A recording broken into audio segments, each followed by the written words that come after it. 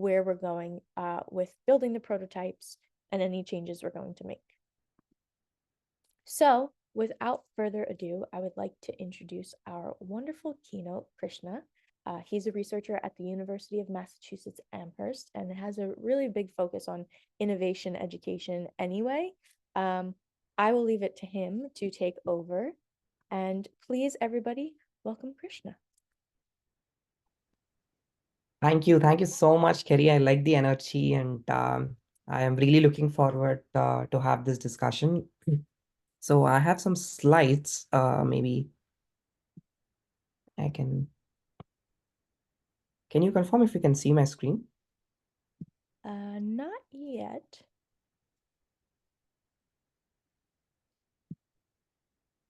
Oh, it's coming up now.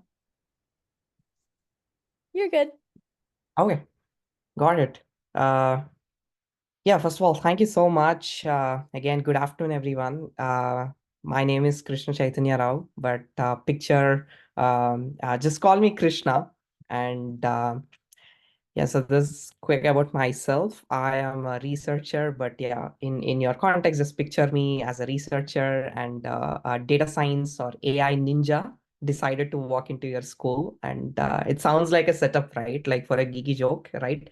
Well, it's not a joke because that's exactly what I am doing here today. And I have journeyed all the way from University of Massachusetts Amherst, armed with the tales from front lines of data science, analytics, and artificial intelligence. And I'm not sure how many of you are interested in that computer science, STEM, AI space. But yeah, if you have anything, just hit me up.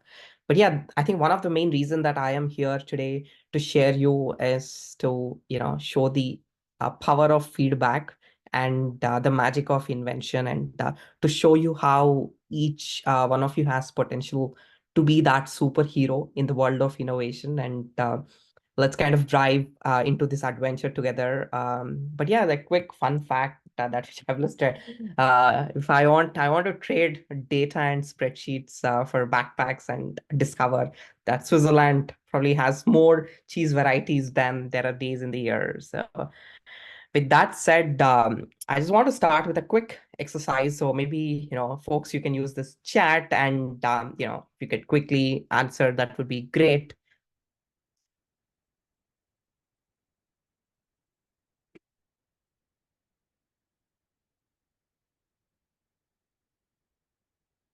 Oh, I have to monitor the chat. Cool.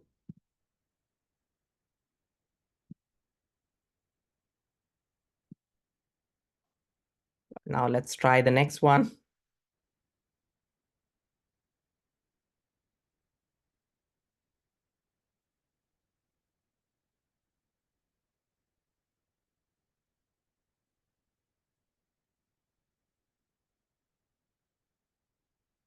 Great. Feels like eating an apple, right? And now let's try this one.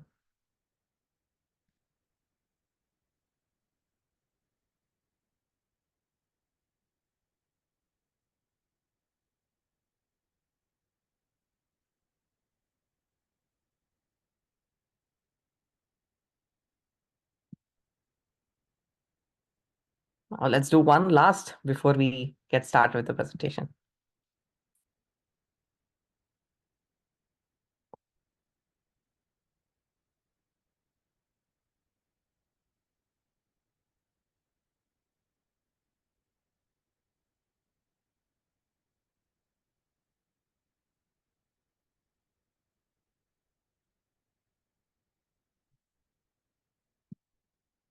Perfect.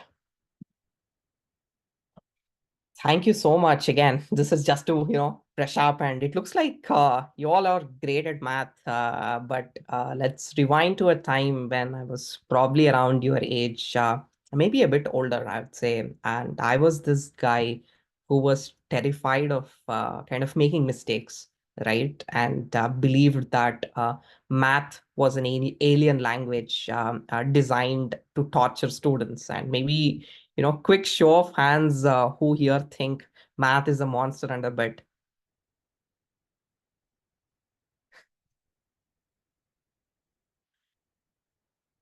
Oh, I see few hands. I am with you guys right there. But yeah, I think maths to me was like trying to understand that alien language, and it's confusing, frustrating, and seemingly designed to torture my brain. So, and yeah, don't be shy. I was, right there with you. And but here is the twist, right? So there is always the twist that would come in. And I grew up in a family where academia was the daily bread, and my dad is a math teacher, right? Irony, right? Like, picture me trying to escape math at a school only to come home to do more math. So that's how whole my childhood journey kind of been struggling with that math. But again, I'm not trying to discourage folks at math, but I just want to share my journey and how I started. And the way, if you notice, right, for each answer I have included those visual elements to it. It's all that I've learned through my dad, and my dad is my role model. He always wanted me to look at things visually, and kind of envision that. But I just want to start with a quick story. It's a chilly story. And so I think it was during my childhood one day where my mom sent me to the market to buy chilies, and I kind of thrilled because, right, like I got an excuse to ride my bike, and I kind of arrogantly ignored my dad's advice to take a bag with me. And well, guess what? And any guesses? Like what could have happened? I went to market to just, get some chilies. Feel free to drop in the chat. It's okay. There is no right or wrong answer. I am not gonna tell to your teachers to cut your marks in your exam, so no one is judging. Couldn't carry them.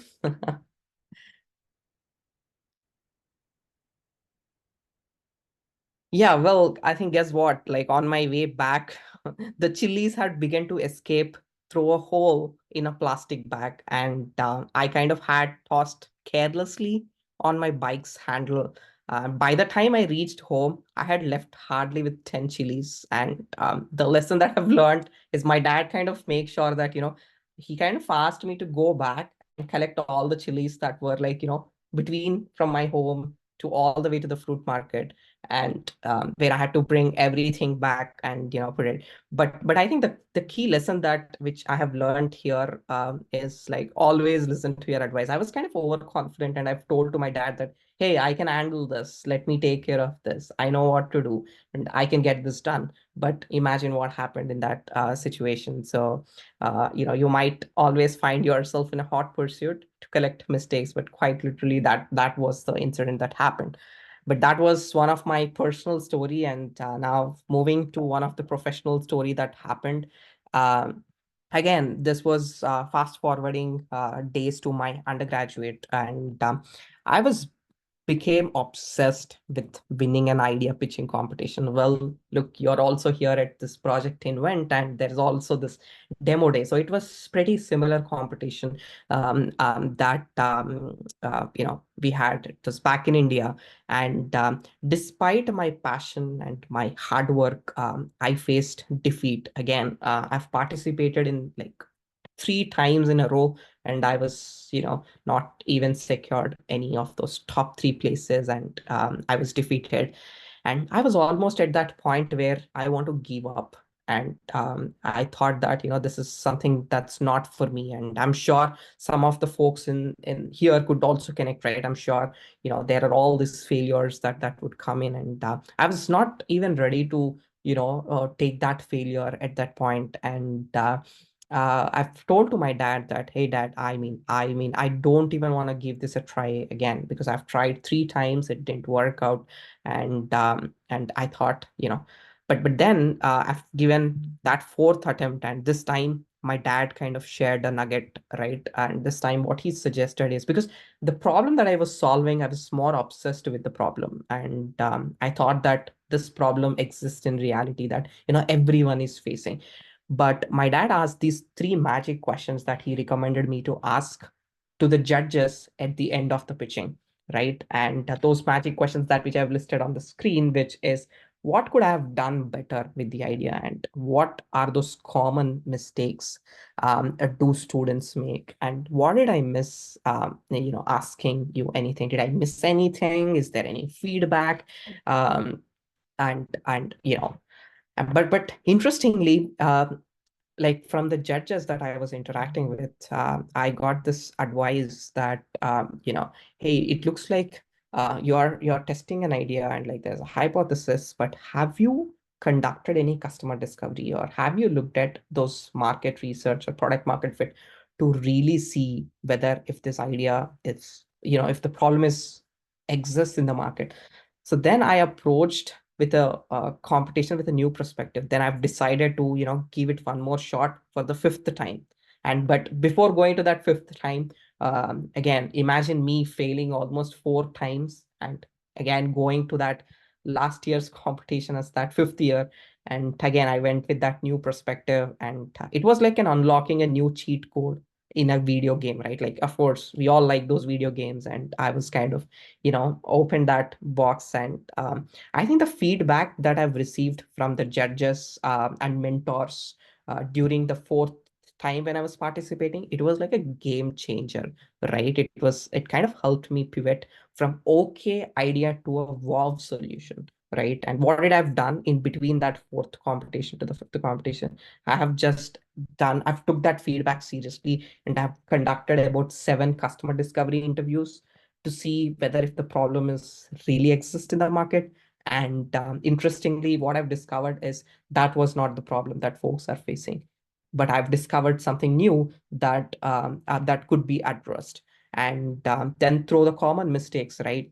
So this was those mistakes that, people tend to not to do those customer discovery interviews when they're obsessed with the problem, when they're really obsessed with the idea of having that growth mindset. But then, like, having going through that fifth time, I have implemented all the feedback that I've got through those customer discovery interviews, through mentors, and through my teachers. How could I miss naming my teachers? They are the best part, because they have kind of uh, helped me to go through the whole process. And um, so this time, like I said, it was the game changer, and my idea kind of pivoted from just an idea to a wow solution, and I've snagged the second place in the competition. And this experience taught me a valuable lesson, right? Like, feedback isn't just an advice; it's kind of a secret of ingredient that can elevate your game to the next level. So I kind of ignored those feedbacks at my early career,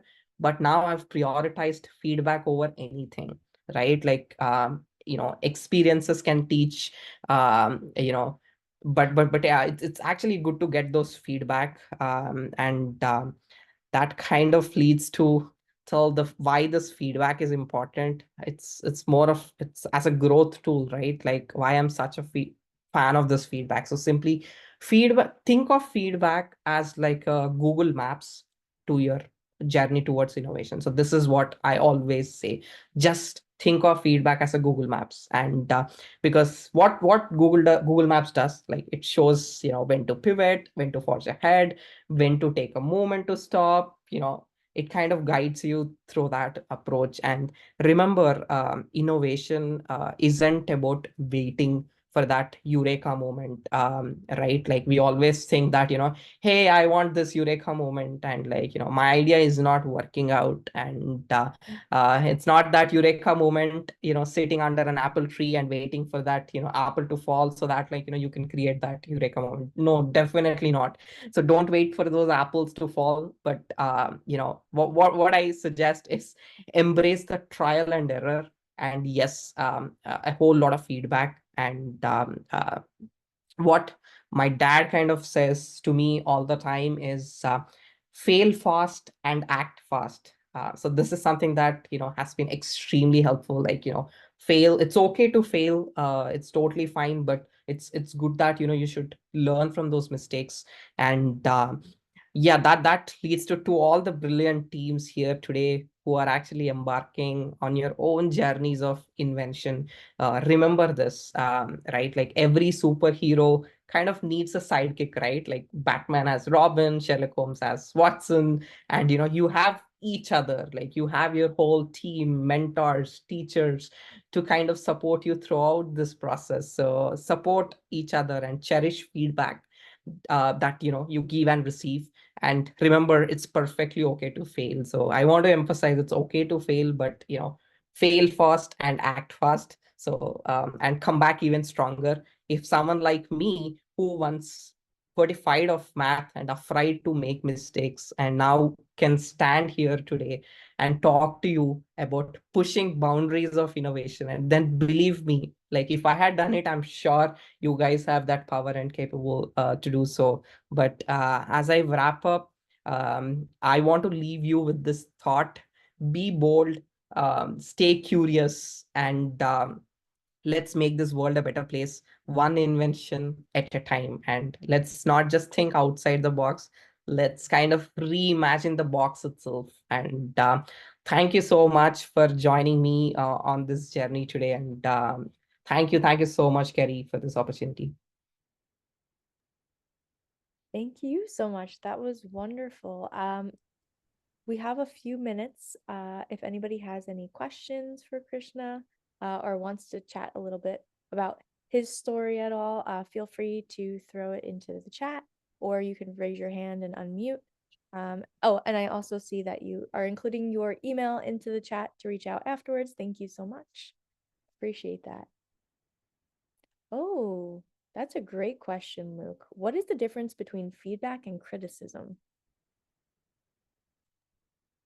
That's a great one. So yeah, I think let me put this. So I think, you know, to me, I think both feedback and criticism, if it is a constructive criticism, right? Like it's all about how we can pivot from, point one to point two. Like if I was able to reach from my home to UMass with that Google Maps, right? With the help of Google Maps, and Google Maps is guiding me through the process, right? So which is helping me to, move from my home to UMass Amherst. That's to me as a feedback. And again, in criticism, if we can break down those positive criticism and like negative criticism, but overall I think having that constructive feedback is something that folks, you all should look forward. Again, I'm sure during those breakout rooms, when you're getting your idea pitched, right? So when you pitch those ideas, so just make sure to ask your mentors and project review volunteers who are great, and they are the best people coming across the country to help you. So just take their advice seriously, and embrace that feedback, and just give it one shot, right? Like just get those feedback and try to implement that, and then see the learnings and how that would impact. So Yeah, love that. And I see in chat, Peter put that feedback should be forward looking. It's a gift and what you can do differently and thinking about those action steps. I love that. Awesome. Well, thank you so, so much. We truly appreciate you taking the time to be here with us and share some of your insight and knowledge, as well as all of our other volunteers too. So, can everybody please give a round of applause to Krishna before we go into our breakout rooms?